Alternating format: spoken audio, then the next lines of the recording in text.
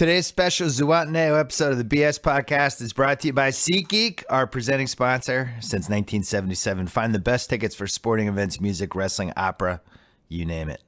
And guess what? They have a bunch of great deals on March Madness right now. It's the smartest, easiest way to get tickets to those games.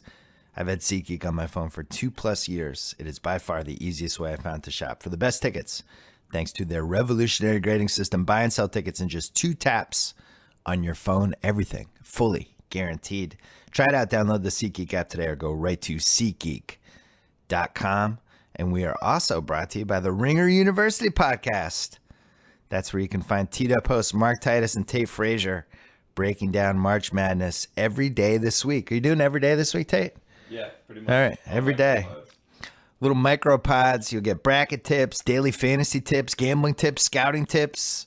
You get to hear Tate pretend it's not absolutely killing him that Duke made a huge resurgence this year.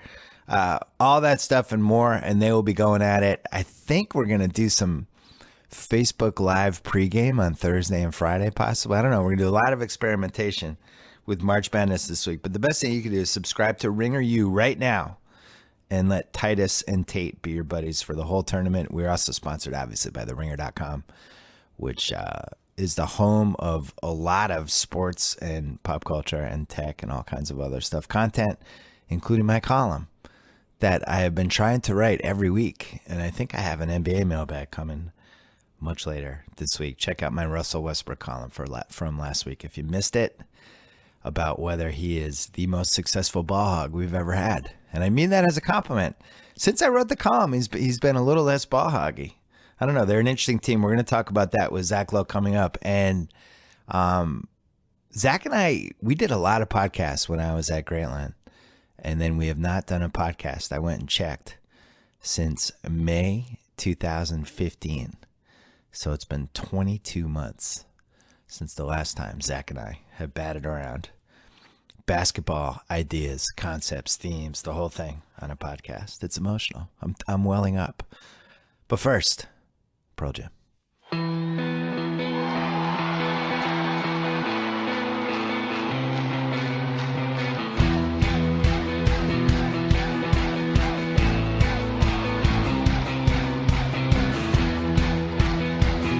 All right, taping this 10 o'clock West Coast time, 1 o'clock East Coast time on Tuesday. There's a blizzard.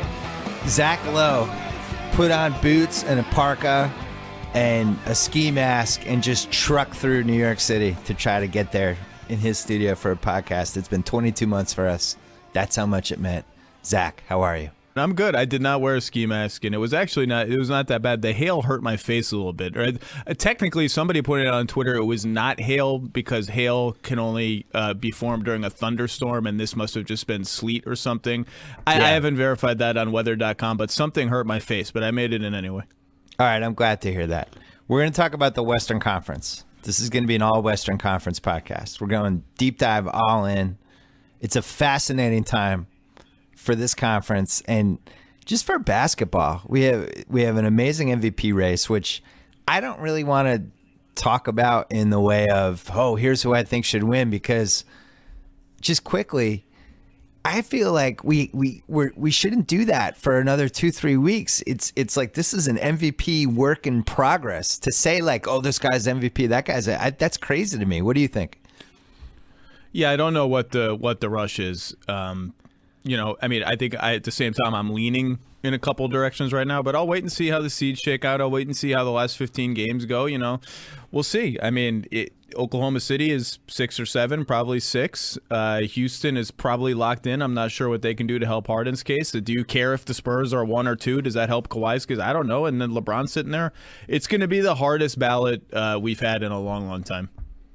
Yeah, I was looking at some of the great MVP races over the years, and we haven't really had one in a while where there's been 4 candidates that you can make a case for. You'd have to go back to, I don't know, 1993, that kind of range, where you had MJ and Hakeem and Barkley and all these different guys, David Robinson, where guys you had elite future Hall of Famers having peak seasons. 87 was like that with Bird Magic and early Jordan.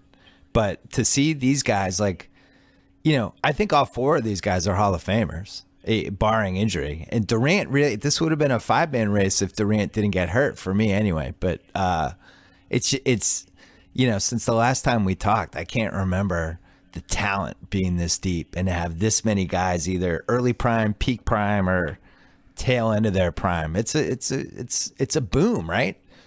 You didn't even mention your boy, Boston folk hero Isaiah Thomas. I know.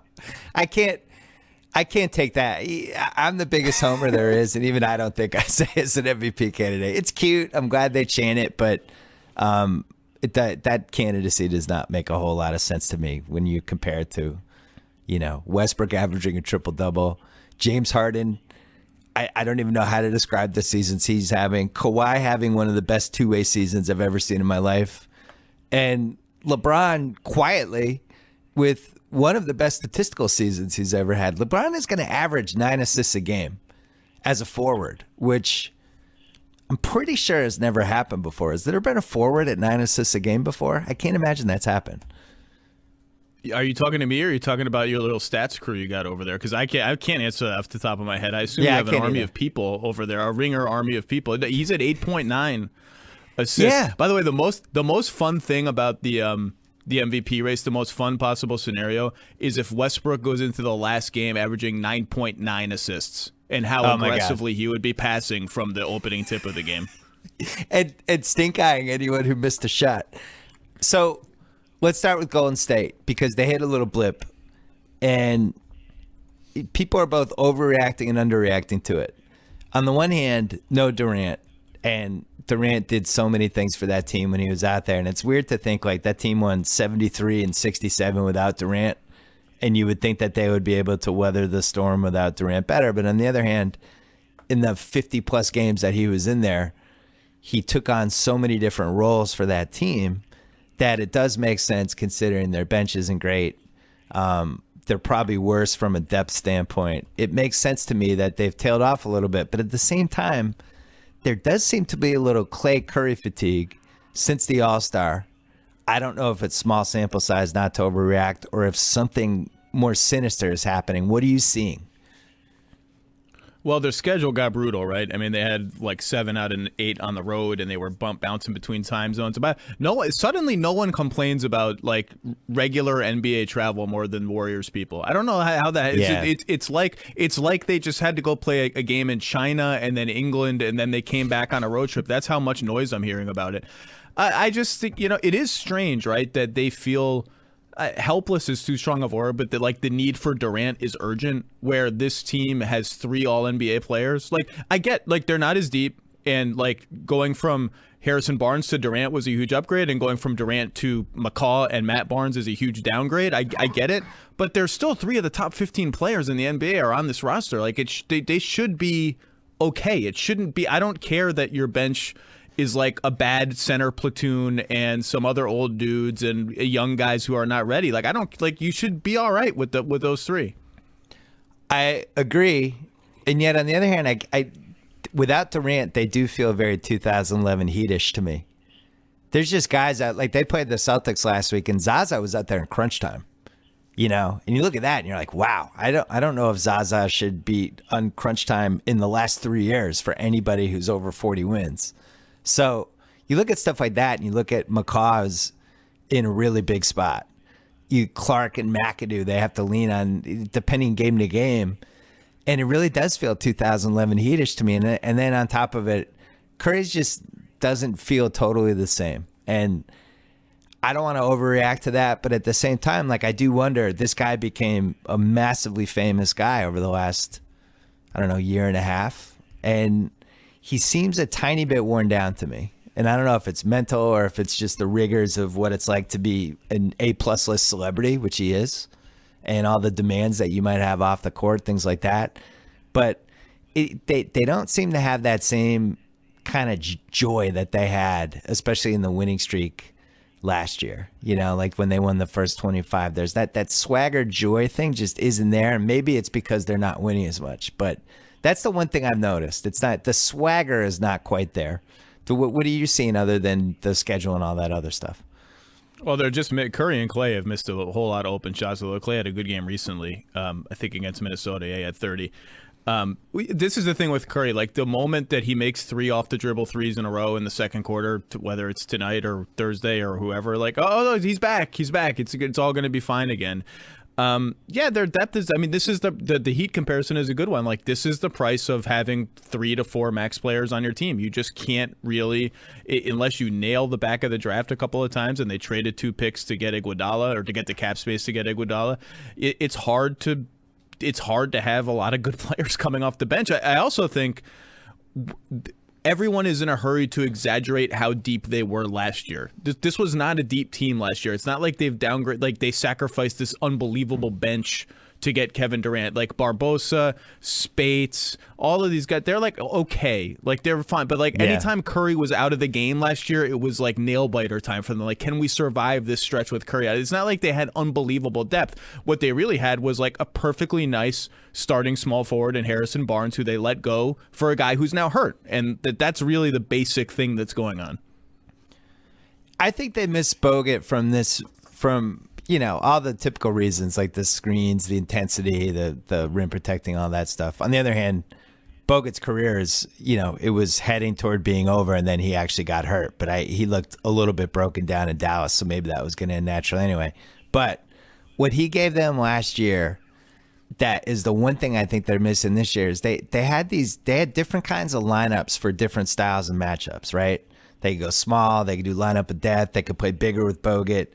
And that was starting with when he went out in the finals, losing that lineup flexibility. I don't think they've ever really recovered from that. Durant, even at the height of how well they played this year, they still were thriving when Durant and Draymond were basically the rim protectors. And not having that extra little, here's this wrinkle we can throw out, I think makes them more predictable.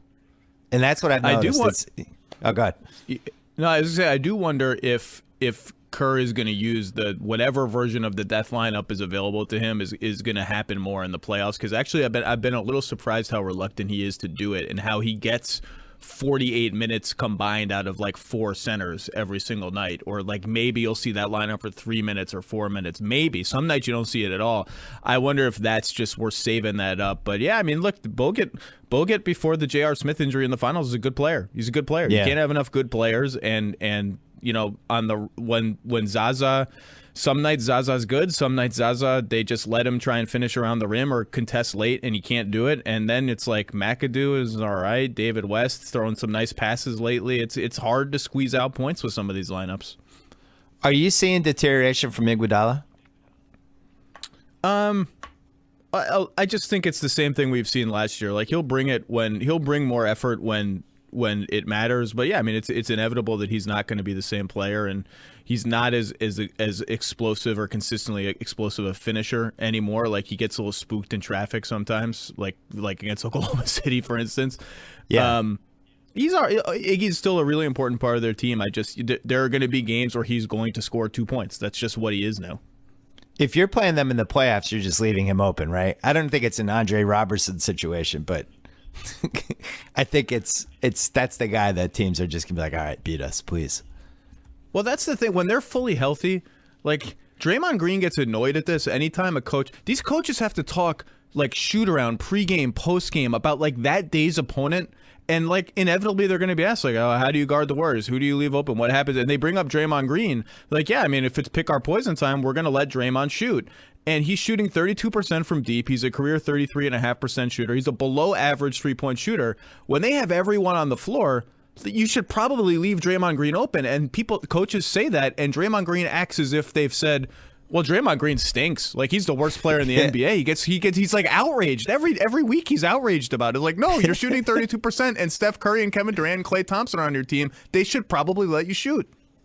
Yeah, I remember when I was doing TV during the first time he was playing in the playoff series, we talked about on Countdown, like, yeah, you got to leave Draymond Green. Like he's not going to make threes because you're shooting like 18% that season, and he got mad and went at me on Twitter. And this was when he couldn't even make any 3-pointers. But I think that's part of what makes him Draymond Green. He's, has a very high confidence in himself. But so one thing I noticed with Golden State, And I don't think people pay attention to this stuff enough, right? So this is year 3 of this three-year run they've had. They won 67 in 2015 and went all the way through to the finals and 1-6. Then last year they win 73. They go all the way through the finals. They lose in Game 7. So this is year 3 of that run. And if you look at the history of when this has happened, first of all, I went through, I think since the ABA-NBA merger, in the last 40 years, only 3 other teams have won 62 plus 3 straight years. Can you name the 3 teams? 62 plus 3 years in a row? Yeah. Well, the Bulls, the post MJ comeback Bulls, right? Or did they? No, weren't they in the 50s one year? No, that's one of them.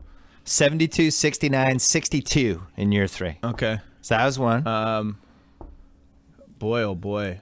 I know. You have to go back. 80 Celtics, go to the 80 80s. Celtics or Lakers. Yeah, one of those 2 teams, Celtics or Lakers. Both of them. So both of them. 85 to 88 Lakers, 62, 62, 65, 62. Woo, woo. Yeah. And then the 84 to 86 Celtics, 62, 63, 67. Yeah, but the then Apex Bird years. Right. But if you go through the rest of it, it's really, really hard to win, to basically have 20 losses or less for 3 straight seasons, especially when you throw in the finals. And I think, like, you think about those Miami teams that LeBron was on, and you go, wow, what a run that was. That was amazing. I went and looked at their records. I was surprised that their record wasn't better. They went 58-24 the first year, 46-20 in the lockout year. So that was on pace for 25, 26 losses. The third year was the good year. That was when they were 66-16, and they had the streak, the whole thing. But remember, they wore down in the last 2 rounds and barely held on to win the title, which they probably shouldn't have won. And then the fourth year is 54 wins. And you go through like the KG Celtics, the Kobe Lakers, 09-11, 65, 57, 57. The Suns with Nash, 62, 54, 61. It's just hard to consistently win year after year for 3 straight years or more when you have that bullseye. And that's the thing. I wonder if they're going to get worn down a little bit. That bullseye, game after game, every game you play is the biggest game of the year for the other team.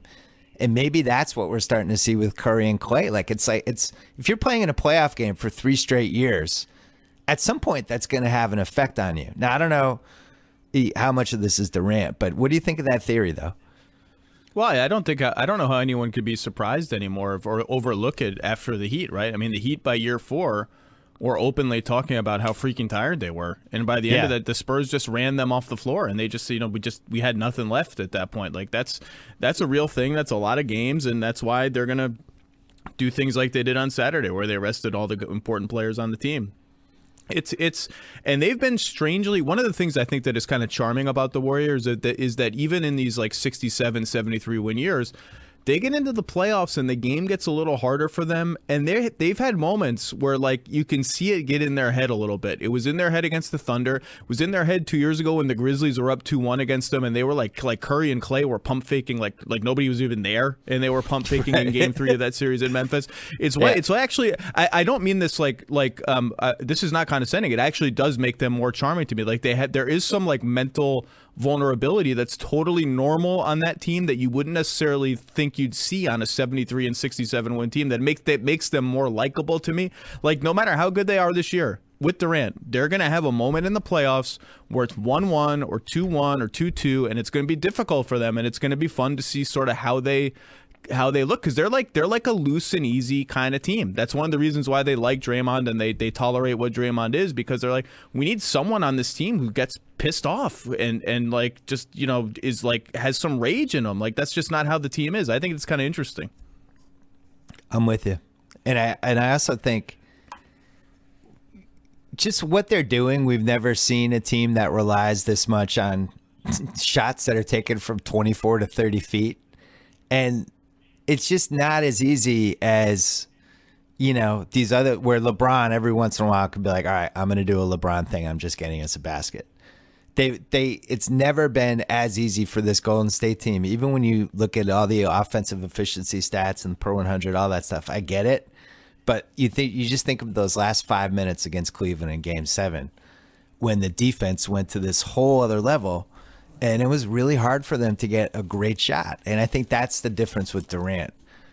The fascinating wrinkle for the Warriors this year with Durant for me was when they post him up. It's kind of like, oh Jesus, and I almost feel like they've been rationing it out before he got hurt. Like they didn't really go to it too much, but I think that's kind of their secret weapon. And I haven't talked to you really since they got Durant, just as somebody who loves basketball. It really was amazing to watch him on this Warriors team. Like I'm totally all in on the Westbrook Durant divorce because it led to the Westbrook triple double trace on one hand, and then Durant playing with this team and just going to another level as a basketball player. How much did you love it? It's funny. It's fun to watch, and I don't think I've ever seen a player get like 30 more easily than 2016-17 Kevin Durant. Like he just like kind of walks into 30 points of like dunks and wide open shots, and you're like, my God, that was the easiest 30 points I've ever seen. It did get a little boring for me when they were just so good, and they would have these runs where you would just think no one is ever going to touch this team. But yeah, and that's another interesting thing about them. You mentioned the rationing. Like, I agree with you. I think they've rationed that, the post-up stuff. I mean, he's their answer to what you said before. Like, when it gets a little harder, who's their bucket getter? Who's the guy who can just get buckets? That's what Durant was supposed to be. And we haven't seen a lot of, like, go get us a bucket, or Curry Durant pick and roll, get a switch and exploit that switch. Like, slow it down and play like Cleveland was able to play. That's the card that sort of everyone thought that would be Durant's point on the team, other than just making the team more awesome. And I do think if he's healthy, we'll see that at times in the playoffs. Is there any chance Portland, if that's the 8 seed, and I think Portland is going to get it because of the incredible Nurkic trade, which I got to say, I watch a lot of basketball. I did not see the Nurkic Portland Renaissance coming. And maybe it's a good lesson because he was completely miscast with the lineups they were putting him in Denver and all that stuff. And it just him and Jokic didn't work together. Just be ready for the Nurkic, like the first time that adversity hits and he gets benched, or like he eats too much one night on the road. Like it's not all going to be peaches and cream for Nurkic in Portland. It's coming, and we'll see how he responds to it. But yes, it's worked out very well for him. A very interesting warning from Zach Lowe. I wasn't expecting that.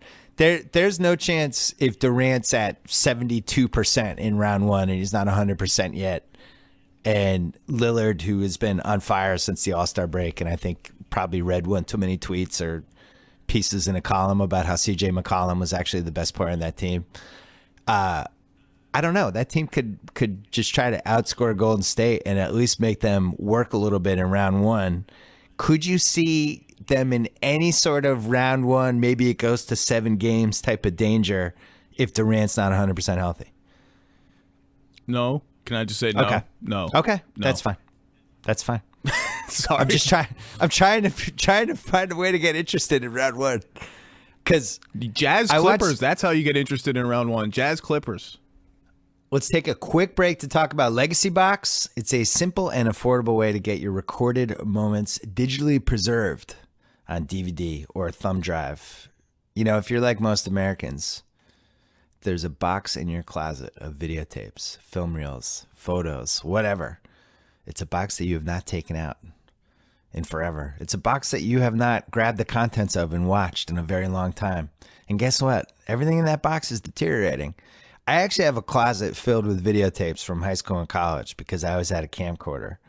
And it includes dozens of incriminating 3 a.m. moments of my buddy's Jack Owen house. I really need to protect those things. I need Legacy Box. Here's how easy it is. Load Legacy Box with your old tapes, films, pictures, audio recordings, whatever. Send them back. Send it to Legacy Box. You'll get it back in a couple weeks on DVD or a convenient thumb drive, ready to watch, share, and relive. Legacy Box takes care of everything, provides updates at every step of the process. That's why over 250,000 families have used them, and that's why the Huffington Post, Parents Magazine, USA and The View are all talking about Legacy Box. Don't let your crappy videotapes decompose in your attic. Right now, go to legacybox.com/BS, and you will get a 40% discount on your order. That's a pretty big discount. Once again, legacybox.com/BS for 40% off. Back to my friend Zach Lowe. So, Jazz Clippers. We're taping this on a Tuesday. They played Monday night, and the Jazz won. And the gut reaction would be, oh, that's good. They've proven. But it was Did you watch that game? Because it was a little fluky. They made a lot of threes. I think they were 14 for 21 from three. They had a 40-point quarter. It felt like the Clips were in control the whole game, and the Jazz defense the last 4 minutes just went up to a whole other level, and the crowd got into it, and the Clips collapsed a little bit, and the Jazz won. And yet, if I leave that game as a Clippers fan, I'm pretty encouraged because Chris Paul was fantastic. I don't know. I like the matchup for them, and I don't know if I'm gonna leave that game thinking, oh, the Jazz have figured it out. Now they know how to beat the Clippers. What did you see? Yeah, I didn't. That was not on my my list last night. But I did see the 14 of 21 stat, and I watched a little bit of a few minutes here or there. Yeah, look, was an important win for Utah to keep that number 4 seed and give themselves a shot to win the tiebreaker against the Clippers and sort of end the. I mean, they haven't beaten the Clippers more than one. I think they were 1-16 in their last 17 against the Clippers. It was. I thought, the fact that they held Blake to 8 points or 9 points or whatever when they were playing small a lot of the game is interesting. But yeah, I wouldn't read too much into it. I think that would be an interesting series and Favors availability and role in that series would be interesting, but I would consider, if Utah gets home court, that might be a toss up. If the Clippers get it, they I think would be favorites in that series. Like Paul's last 3 games, he's been rolling, and to me they become. It's a weird thing, and you're the point guard guy. You love to talk about point guards and how they should and shouldn't play, and how like different styles of point guards. When he looks to score 10% more, I think the Clippers become so much better. Like he plays a little faster, he pushes it a little more. They're a little less predict. I just think when he looks to score a little more, they're so much better. And sometimes they're you have games where it's does he even want to shoot? Shoot a little bit. Yeah, he does seem like he paces his body for the season a little bit. I do think he could score 25, 26, 27 a game if he wanted to. And I think he's always has the odometer in the back of his head. What was interesting about last night, first of all, they can't. I think George Hill is a good defensive player. They can't really match up with Chris Paul. But they had Hayward. Well, if George Hill can't do it, then I'm not sure. Then who can? I mean, George Hill is really pretty damn good.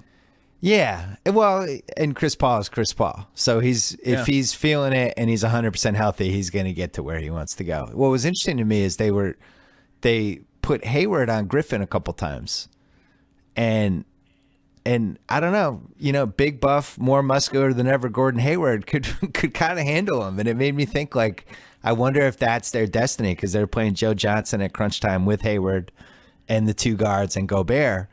And they could kind of survive going against Blake. And the other thing with the Clippers, I don't know what to make of them. There's been 5 different points of the season where it felt like they were completely falling apart. They don't seem like a happy team. It's not a happy team to see in person. It is not. You wouldn't walk away from a home Clippers game going, wow, what chemistry on that team. Wow, those guys really love playing with each other. It's definitely... There's a malaise and a little bit of an unhappiness with them when you watch them. And at the same time, they're really unpredictable in a good way. Austin Rivers can come in and just own a quarter. Jamal Crawford can come in like he did in the Boston game and just single-handedly swing the game. And same thing with Redick. He can get hot. And Chris Paul could just score 40 points any night. Blake was awesome for a month straight. And it's the variables in a 7-game series with that team I think are pretty scary if you're the other team, don't you think? Well, that's why I thought at the beginning of the year, this was the league's best chance in the West against a healthy Warriors team because they have now Houston has taken the variability thing to the largest possible degree because they might hit 25 threes twice in a series.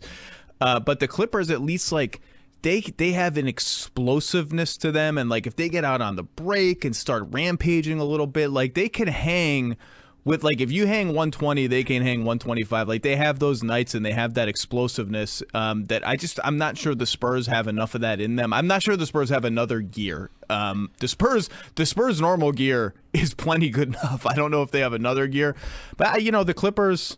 Everyone, we've been dissecting the Clippers for 5 years now. It's we'll see what happens in the playoffs. But I think the Clippers are really good, and they're going to get trapped in a 4-5 series that is going to be tough. And maybe if they get lucky, they'll be outside the Warriors bracket. You think they would rather play the Spurs in round 2 if they made it than the Warriors, right? Because I mean, oh my God, have you seen any of those games? Like I don't even want to watch the Warriors Clippers anymore. It makes me feel sad. I'm with you, but the infrastructure of the Spurs, I think they're screwed either way. I don't think they can beat either of those teams. Oh, they're underdogs, no question, but they can at least look to that series from 2 years ago and say, hey, look. When the Spurs were awesome and were one, the Spurs lost the last regular season game that year to New Orleans and dropped like 4 spots in the seedings. Like that could have been the 2nd or 3rd seed. And we went toe to toe with them in a 7-game series and came out like alive. Like I think they can at least cling to that against Golden State. It's been like 4 years since they have anything to cling to. Like they can't even cling to like a single-digit loss anymore. The thing I would cling to in a Golden State series is if Durant's not healthy. Of course. I'm still very dubious of this Durant thing. I have no evidence whatsoever. I have no inside info. I know nothing. I just always get nervous and suspicious of knee injuries, sprained knees. I don't even know if there's a such thing as a sprained knee. What is a sprained knee? You can sprain your ankle. If you sprain your knee, doesn't that mean you either really stretched out your knee ligaments or you have like a partial tear or a tiny tear or whatever? It just makes me nervous. He's 7 feet tall. And basketball is a really demanding sport, and you get to the playoffs and you're playing every other day. And he's like, oh, he'll be back in 4 to 6 weeks. How many times have we seen the guy not come back in 6 weeks? How many times have we seen the guy come back as a 60% version of himself? I just need to see it. It's almost like that year, and we were doing podcasts that year, the broken foot year, right? It's like, oh, he's broken foot. He'll be back in 6 weeks. Oh, now it's going to be 7 weeks. Oh, Durant's back. Wait, he doesn't look the same. Oh, Durant's out again. I don't know. I think it's a huge variable, and if I'm the Clippers, and it's the choice is play the Spurs or play the Warriors with a compromised Durant. Yeah, you might be right. You might again. We'll see, right? I mean, there's no. Yeah, so we'll see. It's the biggest variable of the season. I really think like if Durant isn't at least 85 to 90%, I think that Warriors team could be beaten. Because I just thought he did so much for them, and it's putting such a stretch on guys that just have not been in that situation before. I can't remember. Has Zaza even been in the finals? No, he hasn't. Right? Has he even been in round 3? I'm gonna say probably not to round 3. Almost certainly not to round 3. But you, as a Boston fan, you know better than to mess with Zaza Pachulia in the playoffs, man. Come on. I know. Nothing easy. Nothing easy in Zaza's world. Him and Anthony Peeler did a lot of demystifying the KG, how tough KG was. Both of them, Anthony Peeler just punched KG, and Zaza headbutted him. And both times KG, I don't know whether he was afraid of what he would do or whether it was like a Mike Tyson thing where you have to hit the bully once, but both times it kind of got to him. The Clippers, is this the last stand? Because people seem to be split on this. There's some healthy Doc Rivers questions floating around in LA, especially with the Bel Air Country Club and how many times a week he might be golfing. There are some healthy Doc Rivers questions floating around the league for sure. I think it's about as healthy as it's ever been. I think the consensus around the league seems to be that if this ends badly this year, everyone is prepared for anything. Right? It was short of Chris Paul leaving. The one thing I don't think will happen is I think Chris Paul, because of the money and because of the point of that he's at in his career, I think he re-signs for big bucks with the Clips and grabs that one last contract. Blake and Doc, I don't know. You mean the contract that he negotiated almost for himself? Well, actually, he's only 31, so I don't know if it. Yeah, no, he would. He negotiated the over 36 rule to the over 38 rule, which they just call the Chris Paul rule because I happen to be the president of the union and I happen to be up from a new contract when we do the new CBA. Phenomenal. Great job by Chris Paul. And look, it helps the old guys. It does tilt the scale further to the young max guys who are the most productive guys in the league are relatively underpaid compared to the guys who are, the worst contract in the league is the 37-year-old dude who's not good anymore and makes the max. I'm gonna use your preface before. Like, I got no evidence. I got no hard evidence. I got no like nothing but my feel for that team. If they lose in the first round, or if they lose like just uncompetitively in the second round, I just don't think they're all coming back next year, and I think there will be a big change. I don't know what the change will be. Like, it'll be a bigger change than JJ Redick leaving. I just don't see that. If they just get whitewashed in the second round, I just don't see all those guys looking at each other and being like, you know what, let's run it back again. I just don't see it happening. I don't know if it's Doc or Blake or like maybe they trade DJ. I have no idea. I just don't think all the big guys are going to be back next year. It's amazing to think that Chris Paul and Blake Griffin became teammates about 6 months after we launched Grantland. That's how long it's been. I mean, it's year 6. 6 years is a long time. And if they can't even get to round 3 with those guys in 6 years, when you have two of, at various points, a couple of years, they were 2 of the best 10 players in the league. Now I think the league is deeper, and it's hard to say who the top 10, 12, 15 is. But yeah, this feels like a this is it type of situation to me. I would watch a 30 for, not to bring back bad memories, but I would watch a 30 for 30 short on the Clippers Rockets conference semifinals from 2 years ago. I still feel like, as much as I've digested it and talked to people who are in it and rewatched part of it, I still don't feel like we got the real story about what happened in that series. It's I mean, you do these like retrospective lists better than I do. To me, I don't know that I can think of 3 or 4 more inexplicable, crazy playoff series turnarounds in my lifetime. It might be the craziest, most inexplicable playoff series outcome that I can remember since I started covering the NBA. Maybe there's an obvious one I'm missing, but that one that's an all-timer. I was at the game when it flipped, and I've been lucky enough to go to a bunch of amazing basketball games. And including a couple games that have been on, hardwood classics and all that stuff. I was at Bird Steel. I was at Magic's Junior Skyhook. I mean, I've been to some great ones.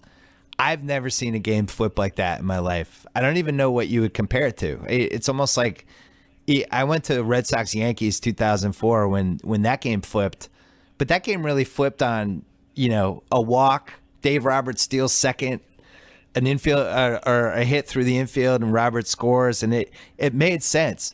The Rockets were done.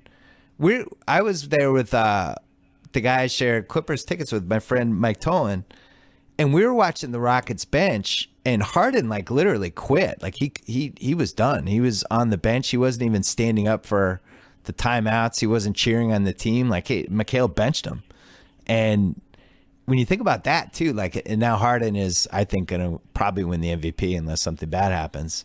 What a fork in the road moment for him, because if they lose that game, he's benched in the deciding game. What happens? Do they trade? Like, that opens up all these James Harden questions, and instead it flipped the other way. And then for it to flip on Josh Smith and Corey Brewer, where the guys basically shot the lights out. One is out of the league, and one is like the 8th man for a team that is trying to lose as many games as possible in today's NBA. And I really don't even totally think the Clippers choked, because I think they had spent so much energy getting past the Spurs, and they had spent so much energy trying to get past the Rockets. Like, just being at the game, Blake seemed like he was dead. Like they almost like they had to carry him out off the court after the game. I had JJ Redick here a couple weeks ago, and we were talking about it. He was saying like those guys were looking at each other in Game 7 in Houston. They're like, I just have no legs left. I'm done. And Pablo Prigioni stole the ball from JJ Redick like 4 times in that game. Right. Sorry, JJ. The Doc Rivers not using the bench enough and really putting a ton of minutes on those guys was the legacy of that series for me. I just think he ran those guys into the ground. But you're right, that was the year, because if they get past Houston, now you have Golden State in the finals, which at that point they matched up well with them. Now it's been a lot more one-sided. But yeah, I think this is, unless we see something dramatically awesome this year, I think you could see Chris Paul and Doc Rivers and Blake being gone, because the other variable for this summer is you're going to have teams at different levels of desperation. You're going to have teams with really good lottery picks to trade. And you have a team like Denver that's just dying to go all in on a second player to put with Jokic. Or a team like Phoenix that's just dying for a signature star to put with Devin Booker. So who knows? I think all those guys are in play. Are you sold on Utah as a legit title contender, or as just as a cute, frisky playoff team that's not going to do anything? This season, cute, frisky playoff team. That's how I feel. Let's see. Yeah, no, they're not a title contender. No, they're on an interesting path that gets very dicey if this summer goes badly for them. But they're a solid team. I just don't think their offense will be good enough for them to. I mean, no, they're not a contender. No. I love Gordon Hayward if he's the second best player on my team. I think when he's the best player on my team, I just don't know how you're in a season this year where you have vintage Harden, vintage Westbrook, vintage LeBron, vintage Curry, Thompson, Durant. You just can't. If Gordon Hayward's your best guy that you're going to be trading haymakers with guys like that, you're in trouble. I think he's had a great season. I'm going to vote for him for either All-NBA second team or third team. I don't know yet. But so who are you leaving off? Who are you leaving off among the forwards? Because he probably ranks seventh. I guess maybe would you leave Durant off now if he misses too many games? Oh no, Durant's on.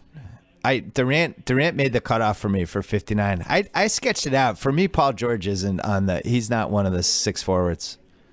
I don't think. I think Butler and Paul George are in kind of a death match for that last spot right now. So you got here's what you got then. You got Butler, Giannis, LeBron, Durant, Anthony Davis. I have Giannis on there.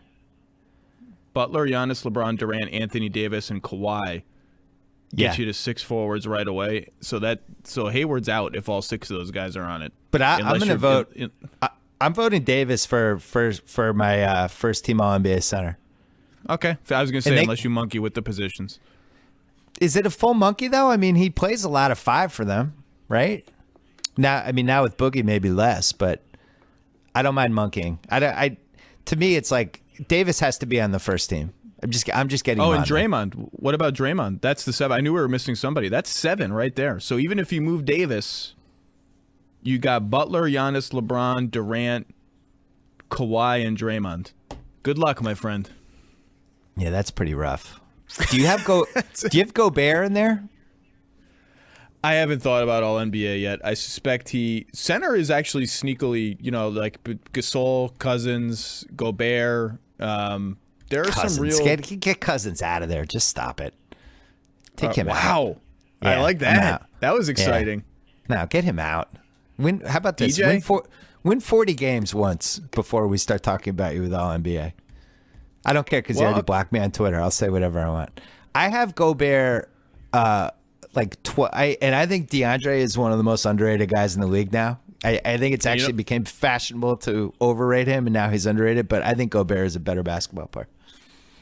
And we didn't even mention Towns and my boy, everyone's new favorite NBA player, Jokic, the Joker. The Joker's in the mix for me. When you're putting up the 15, 13, 6 every game, here's another guy that nobody's mentioning and probably needs to be in this conversation. Whiteside is putting up 15 and 15 every night now. Stop. No. 15 and 15 every night. No? He's not in the conversation. He's fine. Hassan Whiteside is fine. That team's winning. They're winning. Jokic is gonna lose 48 to 50 games, and Hassan Whiteside is gonna be the 7th or 8th seed with Dragic and our dude Waiters Island. Actually, we got to talk about Waiters Island, but first we got to take a quick break. Baby, quick break. Let's take a quick break to talk about Delta Airlines. Have you ever been flying on a plane and said to yourself, "Man, I want to hop online and watch some movies or TV shows. This will be super easy"? Nah, you've never said that. It's never easy. It always takes way longer than it should. And besides, you never feel good about putting your credit card info on a barely secure internet server for any reason. Well, I have some good news. If you download the GoGo Entertainment app before your next Delta Airlines flight, you are ready to roll. On those Delta flights, Delta Studio has access to every type of entertainment for every passenger, and it's 100% free. I'm talking about 1,000 hours of entertainment. And again, it's free. Choose from up to 300 movies HBO, Showtime, 18 channels of live satellite TV and select flights, podcasts, thousands of songs, TV shows, games. Delta has even partnered with content partners including HGTV, Refinery 29, Food Network, Hulu Originals, Curious World, Headspace, Disney XD, and more. Maybe they'll partner with The Ringer someday. Anyway, stream Delta Studio on your laptop, iPhone, iPad, or Android tablet device by downloading the GoGo Entertainment app. That's it. That's how easy it is. I want to take one more break to talk about propercloth.com. Every guy knows that it's hard to find a dress shirt that fits. Maybe the collar's too tight, maybe the sleeves are too long, maybe the shirt's too loose. I have some good news. Ordering a custom fit shirt has never been easier thanks to Proper Cloth. All you have to do is create a custom shirt size in seconds by answering 10 easy questions. No measuring required. Over 500 fabric styles to choose from. Everything from classic business to casual shirts. All high quality, starting at just $85. And Proper Cloth has hundreds of 5-star reviews on Google and Yelp. It's the highest rated custom shirt maker on Google. Find out why GQ calls them their favorite online custom shirt maker. Go to their easy-to-use website, make a custom profile, order from your phone. By the way, Proper Cloth guarantees a perfect fit. Remakes are free, and the Proper Cloth team makes it super easy to do. So stop wearing shirts that don't fit. Look your best. Go to propercloth.com/BS. Enter gift code BS, and you will save $20 on your first shirt. Again, $20. Again, propercloth.com/BS. Gift code BS. Back to the podcast. All right, we're back. We're postponing the Western Conference for 1 second because was there anyone else on Waiters Island but you and I? Was there one person left? It was just the two of us, right? And I think we even made jokes about building rafts to get off of Waiters Island when things got bad. But maybe the waves just the divine intervention from Poseidon just pushed us back and we could never get off. Maybe people in his family. Maybe that's it. It was like Castaway. The ocean hadn't sent us a sail yet, so we tried to make a raft, and the wave knocked us back, and we're just stuck on the island. And now it's a tropical paradise. Now we have hotels. We have 5-star hotels.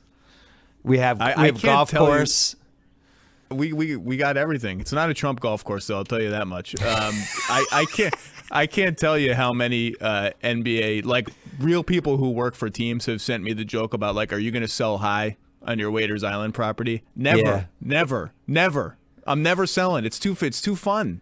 And right now, I couldn't sell. Now it's a 24/7 party on Waiters Island.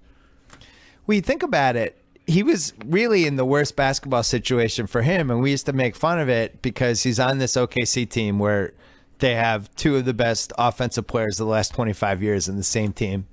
And he's over in the corner holding his arm up, and it's hilarious. Deion Waiters is open again. Deion Waiters is a explosive offensive player who just needed to have the ball and the chance to do stuff without being relegated to just standing in the corner. And when they signed him, obviously as a Waiters Island condo owner, I was intrigued. It's like, this is good. This is Miami. They lost Dwayne Wade. It's a team that might need scoring, and I never imagined this. But anyway, we'll save that for another time. Let's go back to the Western Conference. San Antonio. This is gonna hurt. This is gonna hurt your feelings that I'm asking this. Ooh. It's going to hurt your feelings. And I am well aware of the offensive ratings, the per 100, all the advanced metric stuff. I get it. I've seen all the stats. Is this a little more smoke and mirrors than we want to admit? It doesn't hurt my feelings because I've said all year, I just don't think this team is as good as the metrics. They don't scare me as a team, and I've had many conversations with this with execs from a lot of other teams saying like I increasingly just feel like an idiot because I keep thinking this and watching them and thinking there's something about them that doesn't frighten me as a playoff opponent, and they keep winning. They keep winning by a lot. Like the last time I saw them in person was in Detroit, against a team that's just dying to make the playoffs. All the Pistons want to do is get in the playoffs. And I believe Manu didn't play that game. They sat a couple. I don't remember who they sit people every game. You never see the full Spurs. And it was like it was like the Spurs were just from a different league. Like there was a different league of better teams, and they sent one of their teams over to the NBA to play an exhibition against like a random average NBA team, and it was like just completely outclassed the Pistons. Just like different class of team. They're so freaking good, and they leave me a little bit like maybe it's like we're going to get to the playoffs, and like I'm not sure David Lee is going to be able to guard in the playoffs. I'm not sure Dwayne Dedmon's going to be able to be on the floor this much in the playoffs, because we've seen what happens to centers who, and it's not fair to say he doesn't do anything offensively, because he's like a mini DJ Tyson Chandler prototype who does that offensively, and that's very valuable. I just think they have guys that I don't trust as much when they're playing an elite team, 4-7. They can that team can scout and exploit and tinker with stuff. But that said, like, who's going to beat them in the West? Even if they don't have another gear, even if all those things that I just said turn out to be true, who's beating them? So the Warriors. The Warriors, if they're healthy, yes. The Warriors, if they're healthy, yes. So anyone else, show me a team in the West is like, oh, they can be, even if the B+ Spurs or A- Spurs or all the Spurs are like that. That's better than everyone. I love Houston, so we're going to talk about them after this, and I think Houston could beat them. But the thing that would worry me, if I'm a Spurs fan, the thing that would worry me is that other than Kawhi, who's been out of his mind this year, and he's just, I think he's the best defender. I think he's the best perimeter defender I've ever seen in my life. I was thinking about it. I was talking with Hershey, who my buddy, and I was like, I always thought Pippen, mid-90s Pippen, was at this level that I was just never going to see again, as just somebody that could guard any type of person and just be like, oh, I'm going to shut you down now, and that's it. The guy was done. Kawhi is, I think, better than Pippen was, and I can't believe I'm saying that. I don't know if you saw the San Antonio, Minnesota game when Kawhi was just like, oh, Andrew Wiggins is doing pretty well. I'm going to just ruin his career for the next 20 minutes. Please keep giving him the ball. Every time you give him the ball, I'm going to destroy him. It's going to be a huge mistake. Oh, you're giving the ball again. This is great. I'm going to destroy him again.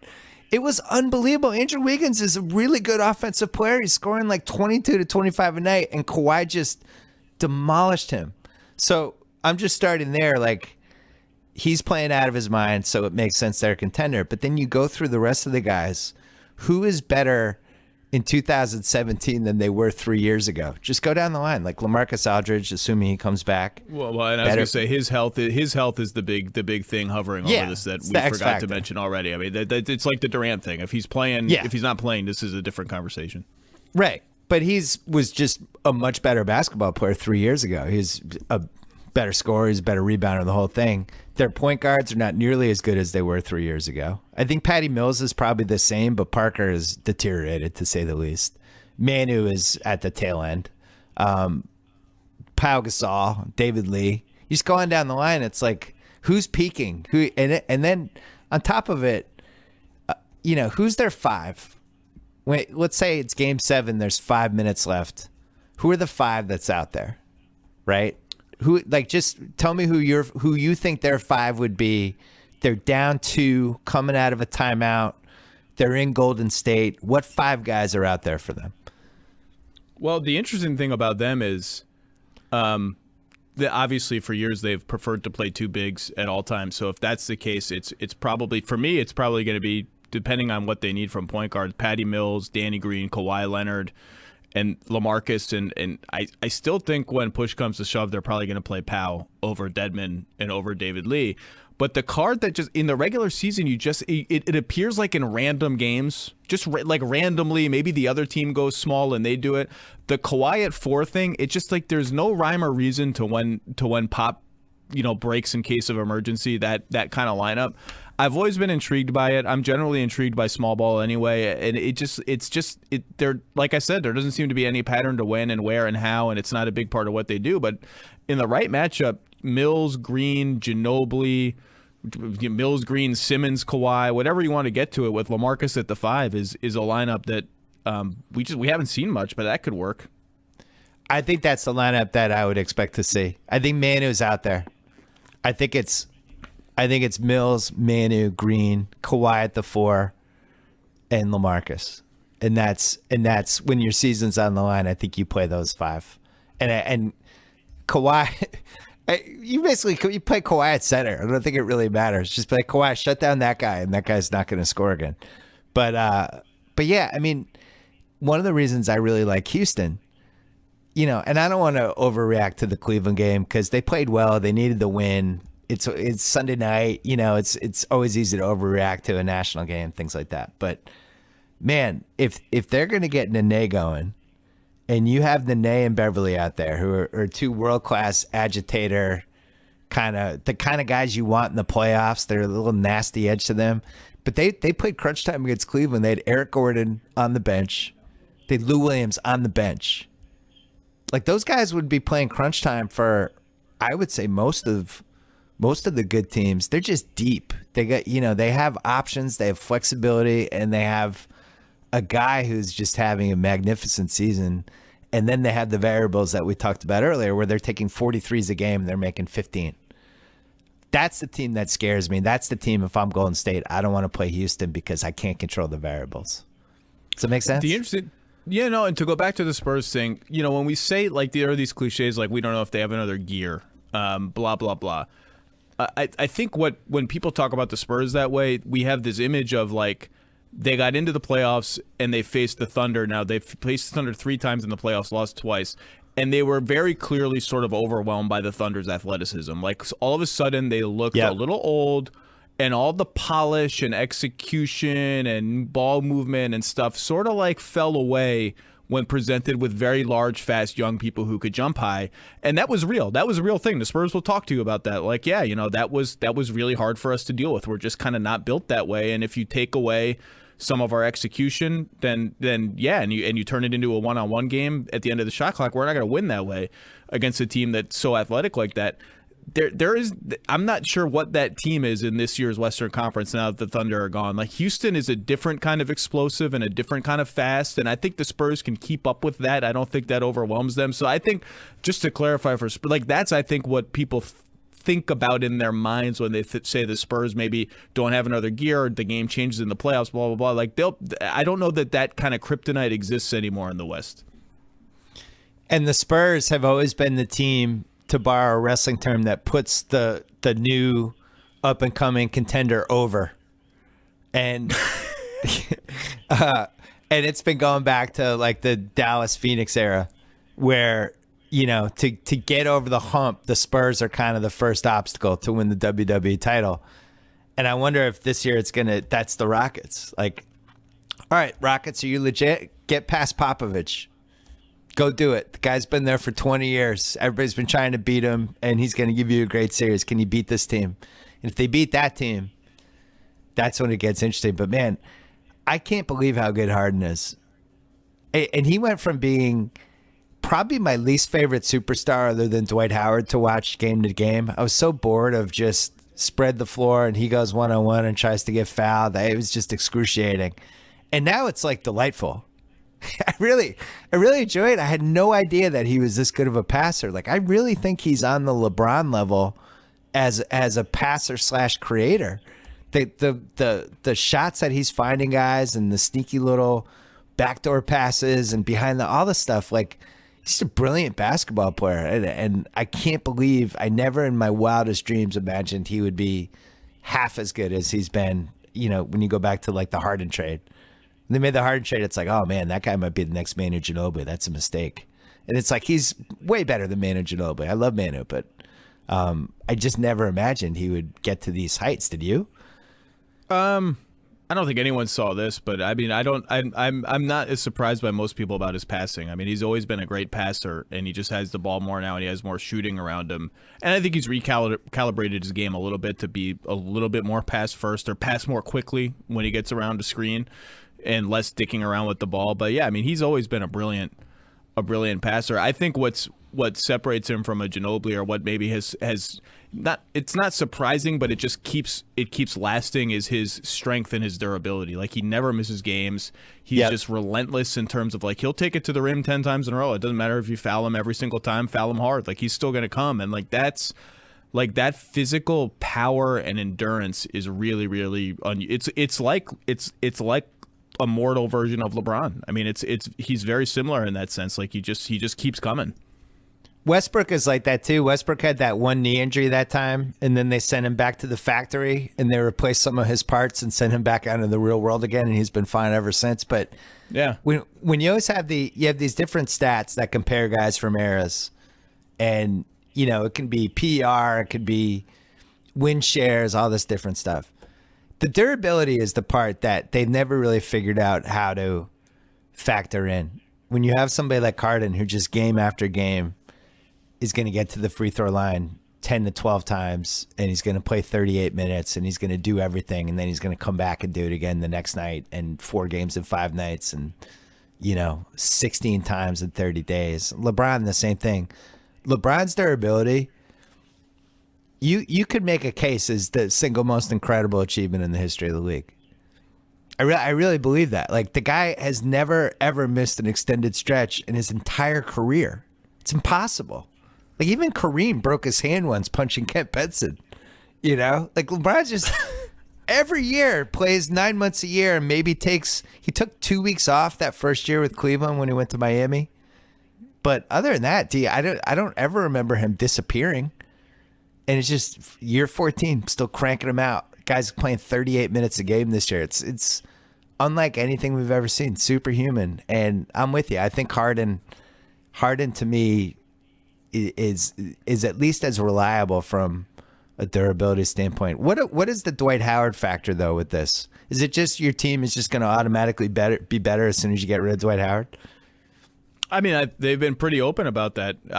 About just like Dwight wanted the ball in the post, didn't want to set screens and roll all the time.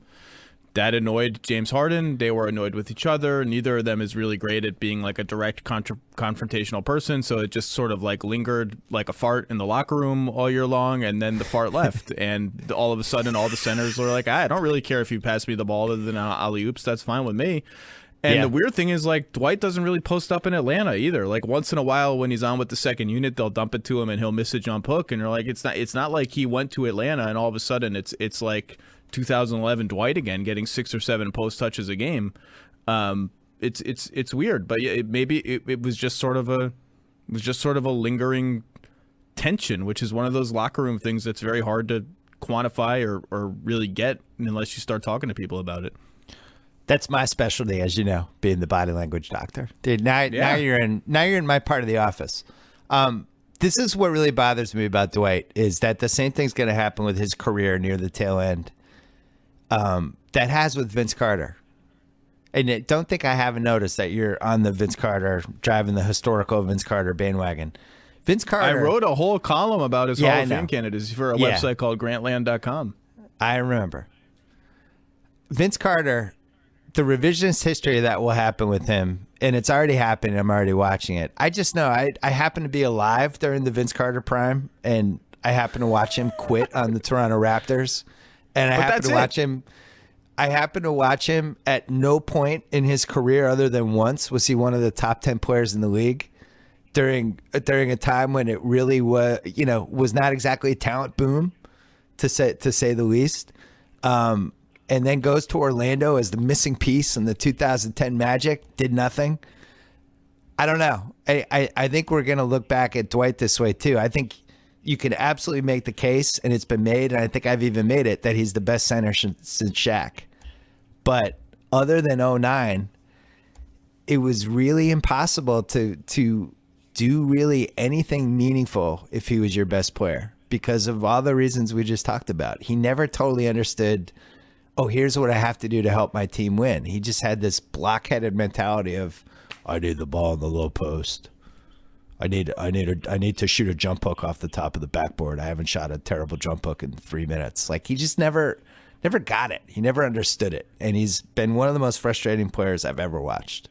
I know you agree with that, at least. Well, I just wonder what would have happened had he won the MVP in 2011. What does that do to his, which I thought he was the MVP of the league that year. What would that do to his Hall of Fame case? And Derrick Rose, who won it that year, is probably going to be the only MVP not to make the Hall of Fame in NBA history. Dwight, I thought in 2010 the Magic were the best team in the NBA, and and obviously the Celtics upset them in the playoffs in the conference finals, and Vince missed some crucial free throws in game 1 of that series, and that was sort of yeah. Okay. Yeah. Key free throws with like 30 seconds to go, and the Magic kind of got punched and wobbled, and then lost game 2 and got blown out in game 3, and then it was hopeless. And then I don't know that what's happened with Dwight is any more complicated than he got a back injury and a shoulder injury, and his body started breaking apart, and he just isn't the same guy. And Dwight without the like, you watch some Dwight post ups from 2011, he would just get the ball, turn around, and dunk like Shaq. Like he would just like jump over and around you and dunk, and you'd be like, okay, what the hell am I supposed to do about that? Like, he has no moves, it doesn't even matter. And you took that away, and it's like, okay, he's a nice player, and he's a nice player who wants to do stuff that's a little outside his skill set now. I voted for Rose in 2011 mainly because out of a lack of respect for Dwight. And I don't even know if it was the right choice. I just felt like Rose had such a scoring burden on that team that if in the last 5 minutes, he was really the only guy who was going to do anything. And I don't know. I'd have to look back. I think the numbers are so much better now. It'd be interesting to look back and see if the numbers, the advanced stuff kind of held up. Like I was shocked, like researching the Westbrook column that I wrote last week, just like some of how high his usage rate numbers were compared to things that I thought would have had an equally high usage rate. We've never seen anything like this Westbrook season. Quickly, we got to talk about OKC really quick. So they basically stole Taj Gibson from the terrible Chicago Bulls front office. That is just I don't know if they're trying to intentionally sabotage the team or if it's just complete incompetence, but they added Taj Gibson. I don't know if McDermott can help them. They're a great rebounding team. They have a great player. They have a pretty good home court advantage. They're a terrible three-point shooting team. But if they can improve that part, and if Westbrook can scale it back a little and get these other guys more involved, and if Canner can get going off the bench, is there anything dangerous about that team to you? Well, are we assuming they're going to get 6 and play Houston, or 7 and play the Spurs or Warriors? Does it matter to you? I don't think they're particularly dangerous against either of those opponents. Okay. I think they're going to get 6. They're a solid team. I think they're going to get 6 too. They're solid.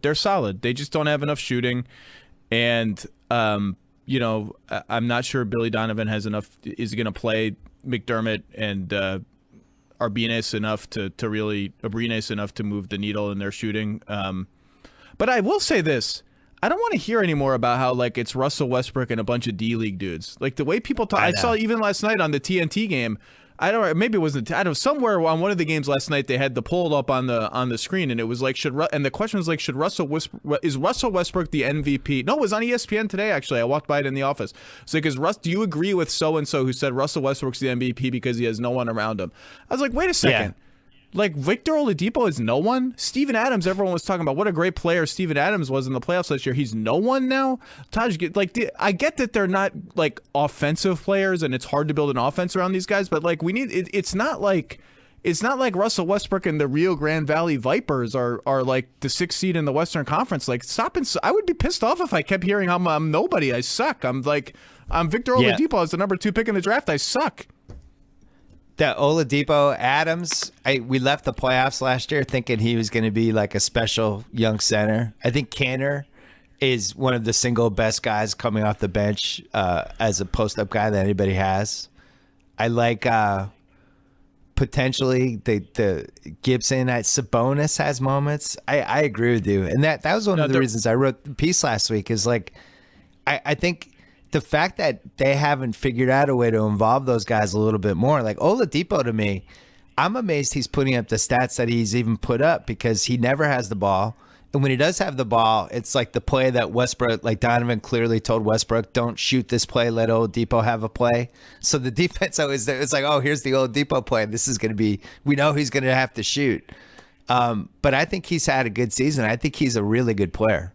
And I'm with you. I think their supporting cast is better than people realize. Well, but then we only named Oladipo and Adams, and I think there's something like, and Gibson just got there, and Robertson is good for what he is, but I mean, well, he's free fall this year offensively. I think that's hurt them. Can't shoot free throws, and people leave him so open. Like, you know, Singler doesn't play, Grant doesn't play. Canner's like one of those. He's like one of those smelly cheeses. Like, some people really like smelly cheese, and some people think it's just like disgusting. We are on the opposite side of the Canner smelly cheese. I just have a personal distaste for his game. It's just and Sabonis, after a good first 6 weeks of the season, has fallen apart. So they're not that deep, and I get why people say nobody's there, but it's like we do these things in the MVP race. Like, there's been some columns that have come out recently, like, oh, defense doesn't matter, shouldn't matter is in the MVP race. Russell Westbrook's the MVP. No, like, defense matters. It matters that the Spurs have the best defense in the league. Like, that helps them win a lot of NBA basketball games in the regular season and the playoffs. And like, Kawhi Leonard is probably the main reason they have the best defense in the league. I think Adams is a really good player, and that's been disappointing for me that they haven't figured out a way to kind of vault him to another level. I'm with you. The defense doesn't matter argument. I don't even understand that one. It's defense usually wins the title.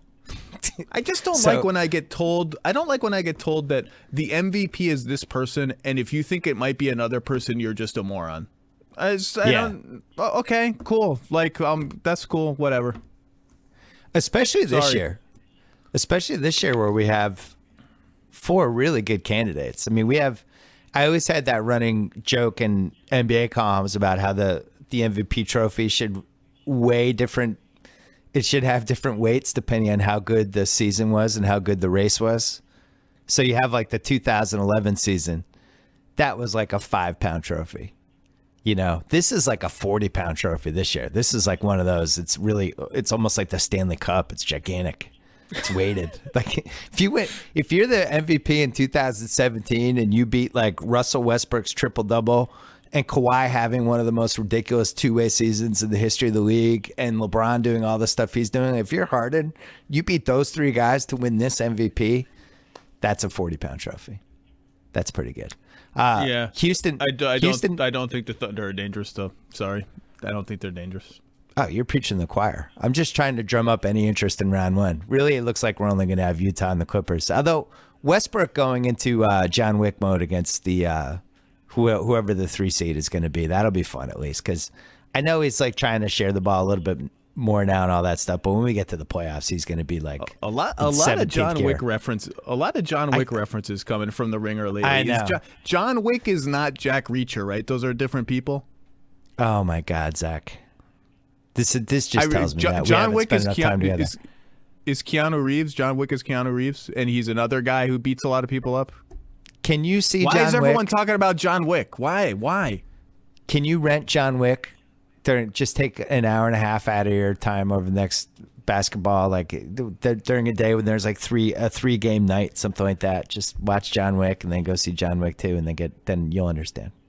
Okay, you'll understand. All right, that'll be a good sell to the wife. Hey, honey, instead of watching the NBA tonight, let's queue up John Wick on the DVR. Let's queue up John Wick on demand. Maybe you'll love it. Blizzard. It's an action movie with Keanu Reeves. You'll love it. Maybe she likes Keanu Reeves. Your birthday's coming up in 10 days. Let's instead of a date night, maybe let's watch John Wick together. What are the Croatian basketball player power rankings right now? Well, I don't want to forget any of them, but Saric is Saric number 1? Am I missing an obvious Croat? Dragic is Dragic Serbian or Croatian? Dragic is Slovenian. Okay. It gets tricky. And thank you for saying Dragic. For some reason, Vucevic brings out the worst in you. You just can't get. It's Vukovic every time. Thank God Dragic, you got. How about Bogdanovic? It's always itch. Bogdanovic is surging. He's Croatian. Hizonia, I would have to probably say is last, unless we include Roko Ukic, who's not in the league anymore. I guess Bender's last. Just by virtue of being a DNP injured. Oh man, Nurkic is Bosnian. Jokic is Serbian. And we may be forgetting someone, but I guess Saric right now, Rookie of the Year. And also, I love Mark Stein. Mark Stein and our boys. You cannot vote Joel Embiid Rookie of the Year. Where do you stand on the Joel Embiid Rookie of the Year? I mean, Joel Embiid himself forfeited it the other night. Like, the guy played 31 games. I'm sorry. Part of being in the NBA is playing in the NBA. Like, I can't get there. Not only was it just 31 games, but it was like, what, 800 minutes? I'm sorry that it was very exciting. He's by far the best member of this class of rookie eligible guys. Like, but it's not even close. The rest of we're talking about a guy who is Saric was drafted 3 years ago or 2 years ago, and Brogdon is going to finish second. Maybe Jaylen Brown is making a late push, so you have a second round pick and the number 3 pick who was out of the rotation for a little bit. I get that these are not inspiring choices, but I'm sorry. It would like being voting for writer of the year to a guy who wrote half a column. You got to play. It's part of the game. You have to play. I don't know how we got to the Croats. That's how we got on this. Give Dario Saric Rookie of the Year. I would urge everyone to keep an eye on Jaylen Brown on the Celtics and what he's been up to lately. He's good, man. He belongs. He's a good player. He's not Croatian though. He's not Croatian, but he's playing 25 minutes a game now, and Stevens is having trouble keeping him off the court in the fourth quarters. And I don't know. There's some Paul George, Jimmy Butler level type of potential with him as a two-way guy, I think. I love every check mark he's passed so far this year. So you have 4 or 5 weeks left. If he's going to play 25 minutes a game the rest of the way, and he's going to keep making 40-plus from three, and keep highlight plays during the game, that's going to add up, I think. I think he has the best chance. Saric, though, I think that one's been good. And yet another Hinkie, right? Hinkie. Yeah. Hinkie's been vindicated. We'll see if any of them. We'll see if any of them play. Like, yeah, it'd be nice if they played. Yeah. Oh, I had one last question for you, and then I know you have to go.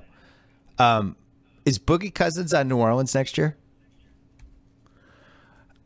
Yeah, I'll say yes. I mean, they're going to trade him. Can we leave the door open? All right, you can always leave it with look. They've been a train wreck since they got him, and they're going to miss the playoffs. So you can leave any door you want open. But I think on the order of like potential franchise changes in the offseason, that's at least below firing the coaches in likelihood. Yeah. The interesting thing is if he makes All NBA. And they have cap room, they have to at least try to extend him, I think. And if he says no to that, that'll be interesting. They may not have cap room depending on what happens with Drew Holiday, but I'll say yes. You say open. The door's open for you. Yeah, I think that Lakers pick. If the Lakers can keep their pick and it's a top 3, and it's not there's Fultz and Ball are the top 2, and then it drops off a little bit after that with guys that are really good. But like, let's say they got the 3rd pick, I could see them flipping it to New Orleans for Boogie. So you're the Lakers, right?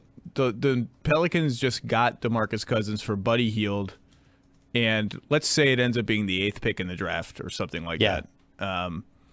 And guys who are not going to matter long term, and then the Pelicans stink for the rest of the year. Not necessarily because of DeMarcus Cousins or whatever. They just stink. He doesn't lift them to a new level.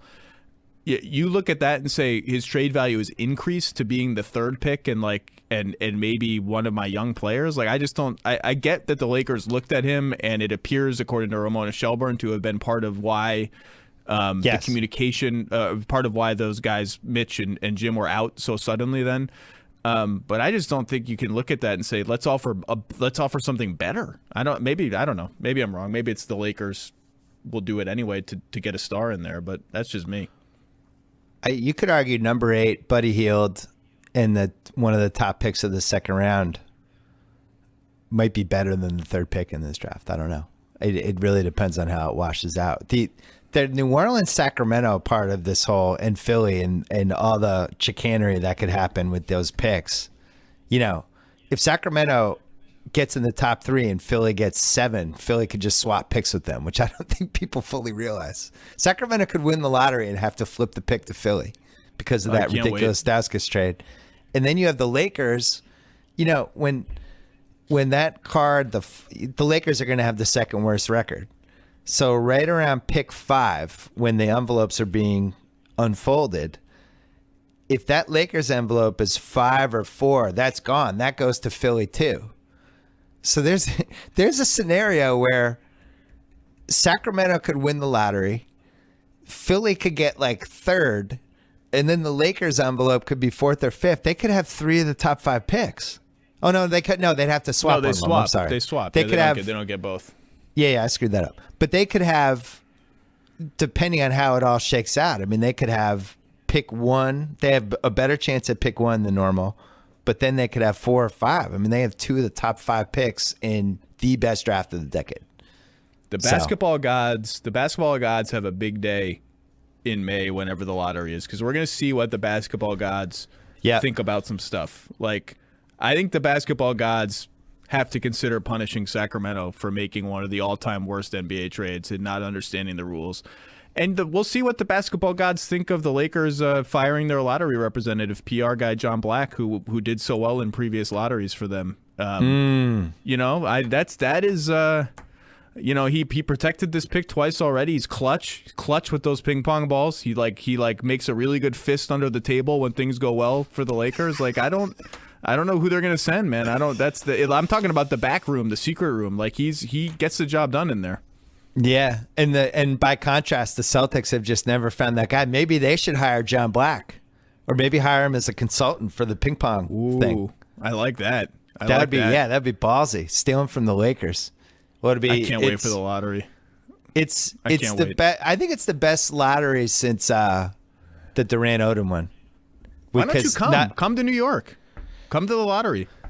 I'm gonna be a mess. Are you kidding me? If the Celtics can get one of those top 2, this is it. Like, if they got Fultz, that guy's gonna be. But you just got to view it as like, this is such a huge win anyway. Even if it falls to 4, like, this is all like, it's not quite gravy, but it's pretty damn close. You got come for the lottery. It's so fun. You get to hobnob with all the NBA higher ups and the agents and the players, and then maybe you can get in the secret room, which is not even that secret anymore. There's like 20 reporters in there now. You'll have a great time. It's not a secret. Zach Lowe, this was fun. I missed it. Stay safe in the blizzard. We can read you on ESPN.com. It hurts to say that, but that's where you are. That's where your pieces are.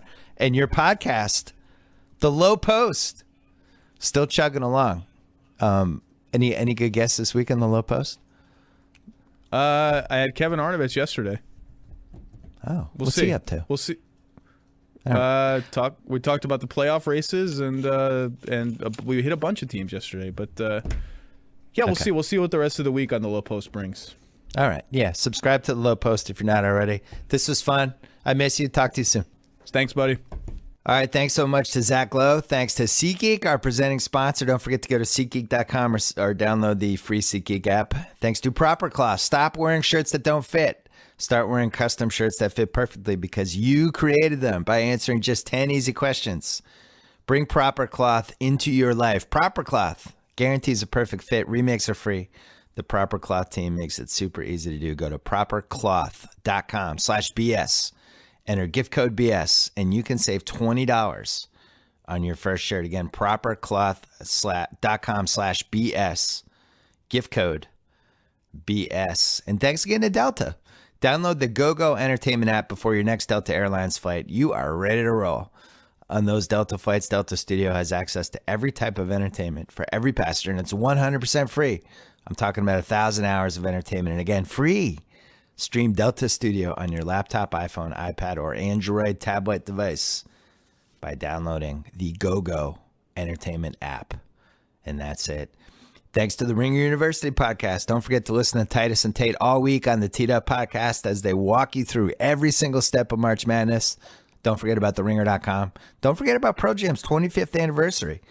Go to pearljam.com to find out more because things are about to heat up this spring. And we'll be back later in the week with 2 more podcasts, including one guest that I've never had on the podcast before, which should be a fun one. I don't want to spoil it, but it's an owner. Yeah, it's a professional sports owner who's on this podcast. You'll have to wait and see. Thanks again to Zach Lowe. It was great to have him on. See you soon.